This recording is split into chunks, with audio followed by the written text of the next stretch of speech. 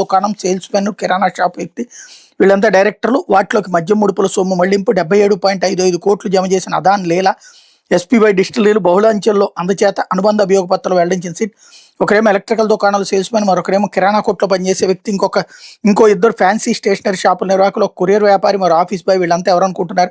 వైకాపాయంలో జరిగిన వేల కోట్ల మద్యం కుంభకోణంలో కొల్లగొట్టిన ముడుపుల సొమ్ము మళ్లించేందుకు ఆ ముఠా నెలకొల్పిన పదుల కొద్ది డొల్ల కంపెనీల డైరెక్టర్లు.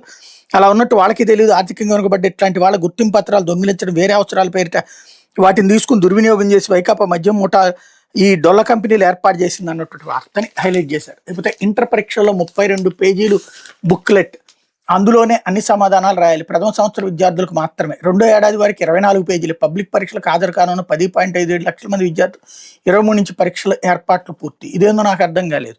ఎంత రాయగలిగితే అంత రాయాలి, ఎన్ని పేపర్లు రాయగలిగితే అన్ని పేపర్లు రాయాలి, అంతే తప్పించి తక్కువ రాయండి అని చెప్పడం ఏంది? ఇది ఎక్కడ విచిత్రమైనటువంటిది? మరి అధికారులు ఎట్లాంటి దిక్కుమాలినటువంటి నిర్ణయం తీసుకుంటే మంత్రి గారు స్పందించాలి. మాకు తెలిసి మేము చదువుకున్న వాళ్ళు అయితే కనుక 38, 40, 55 పేజీలు, 70 పేజీలు కూడా రాశాను. పీజీ అయితే కనుక 110 పేజీలు రాశా.